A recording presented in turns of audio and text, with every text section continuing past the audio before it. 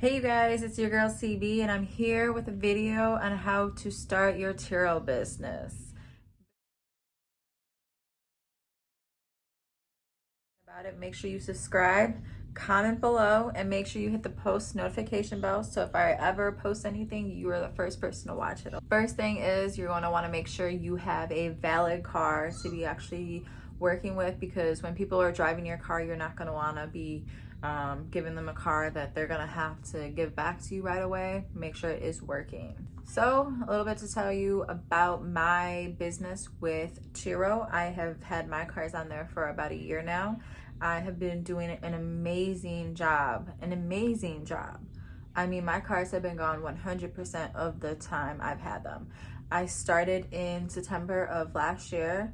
I had worked with one car and instantly bought a second car. I did not buy that car under my EIN. I had worked up my business credit and now I'm going to be buying a car under my EIN very soon. One thing is working with Turo, you do have to either give them a 25% cut or a 10% cut, depending on how you want to pay your deductible if anything were to ever happen to a car. I've had so many rentals under my portfolio that I've never ran into a big problem. There was a little minor problem. Somebody had impounded my car. They were driving it, had rented it for one day, and literally got it impounded. They were doing illegal things. Let's just say that, okay? They were doing illegal things. So, least to say is that I made a $500 payday. A $500 payday. I mean, come on, stop. I'm supposed to make $70 and it ended up being a $500 payday, as said. There's one thing you can do is to make extra money on the platform is by adding miles, how many miles they can drive per day on your car. Another way to add money is if they might not go to the gas pump before they return the car to you.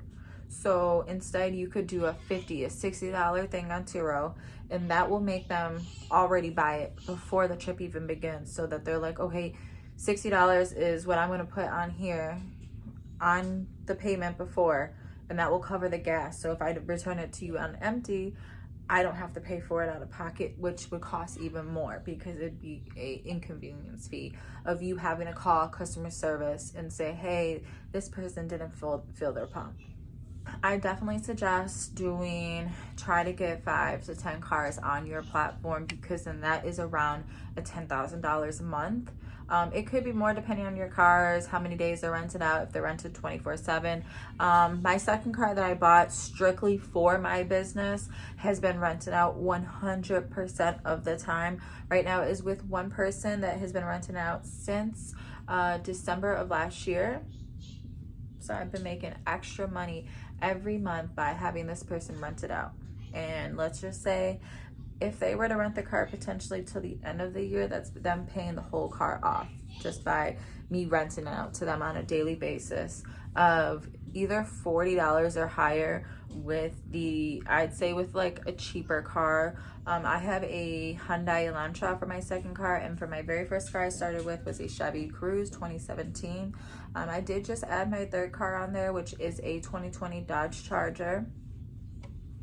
It has not been rented out yet. It could be because of the weather where we live in, so not sure exactly what's going on with that, or it could be because it's a GT model. What do you guys think? Is it a GT model, or is it because of the weather?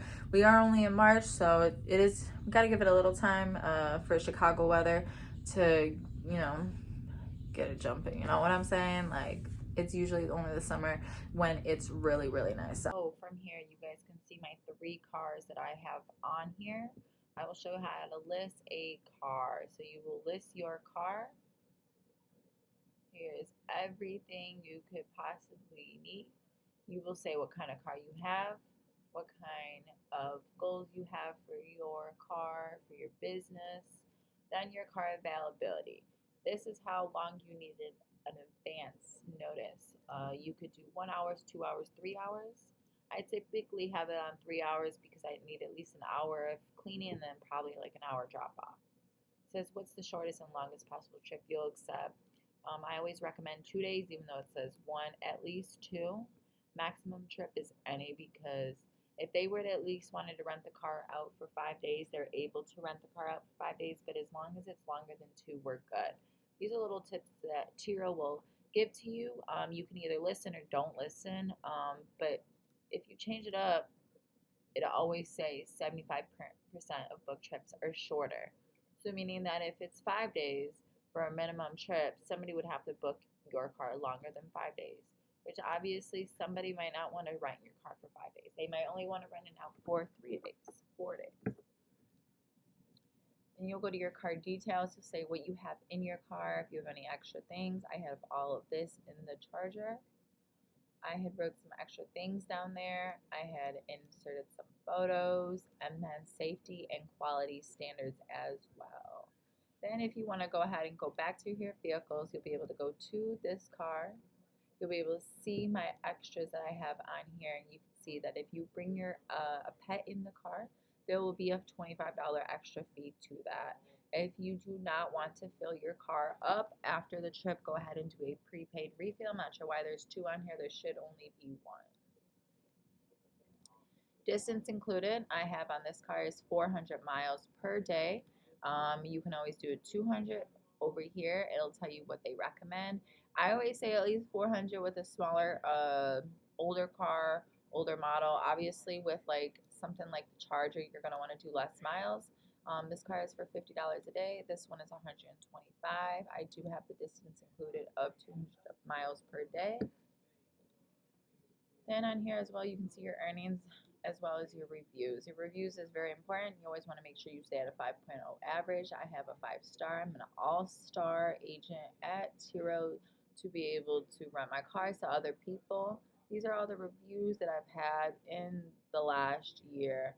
I said I started in September. I kind of did lie. I started on August 14th to be accurate, when I maybe probably got my car back on August 14th, so I probably started like August 11th with my first car, and then I had added the second one in. If you guys have any questions, just let me know. Thank you for watching.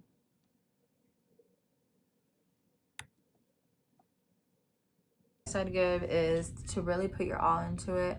I have started an LLC. I've been working on my business credit. I have a lot of things going on my business side, which I will definitely be showing videos on. How to start your LLC, what other vendors you should be working with to build your credit. I'm definitely going to be giving a little bit game there, not fully all of it, but I do have a link tree that I will put in my bio. So if you're ever looking to gain more knowledge, I have a lot of knowledge that I can give to others. So I'm definitely hoping that this video connects to a lot of people that are looking to start their own business and they don't know how to start, or just to really get people looking at like, oh, okay, I could be her and make them doing the same things that she's doing if I follow her guidelines and her steps on what she took to do her business. We had gone to Vegas last year. We had used Turo as one of our renters for the car. It was a lot cheaper than actually going through a car rental place through the airport. So now I suggest this to anybody. When I walk around, I'm like, hey, do you guys know what Turo is? And people be like, oh, no, I don't know what that is. Or if they do, I let them know. I have business cards that I can give out to people. So if they're not familiar with Turo, they can just scan it off their phone. It takes it to the website, and we're in there. They already know what's going on. They're like, okay, I can see these cars and everything.